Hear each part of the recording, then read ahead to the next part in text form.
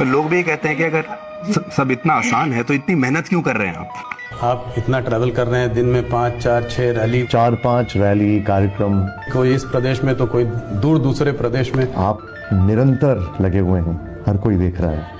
तो इस सब में आप फिट कैसे रहते हैं? इतनी ऊर्जा आप कहाँ से लेकर आते हैं? प्रधानमंत्री जी, आप इतनी मेहनत करते हैं, इतना काम करते हैं, आप वाकई थकते क्यों नहीं है? पूछता है Bharat, nation wants to know, आप इतने रिलैक्स्ड कैसे रहते हैं? और क्या इसके लिए ऊपर वाला शक्ति भी और ज्यादा दे देता है क्या? मोदी जी, वो कुछ पाकिस्तान से वीडियोस भी आते हैं, वो कह रहे हैं कि मोदी वहाँ भी प्रधानमंत्री बन जाए। पहले जब तक माँ जिंदा थी मुझे लगता था कि शायद बायोलॉजिकली मुझे जन्म दिया गया है। माँ के जाने के बाद मैं कन्विंस हो चुका हूं कि परमात्मा ने मुझे भेजा है। ये ऊर्जा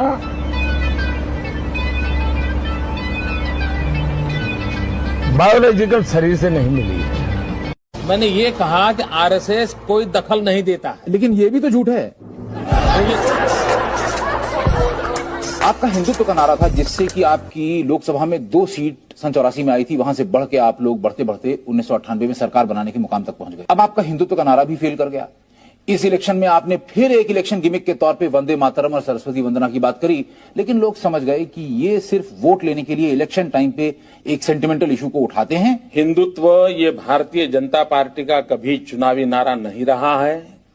हिंदुत्व ये हमारे लिए आर्टिकल ऑफ फेथ है। आपका आर्टिकल ऑफ फेथ है हिंदुत्व।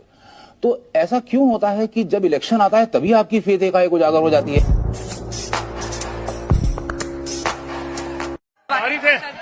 बाहरी थे आप लोग, अंदर अलाउ नहीं था। अच्छा, ओह माय गॉड, नहीं अब मैं पूछूंगा ऐसा कैसे हुआ, लेकिन यहाँ तबीयत संभालिए आप लोग। एक वक्त था जब पत्रकारिता को चौथा स्तंभ कहा जाता था। आज वही पत्रकारिता बिक गई, सत्ता की गोद में बैठ गई।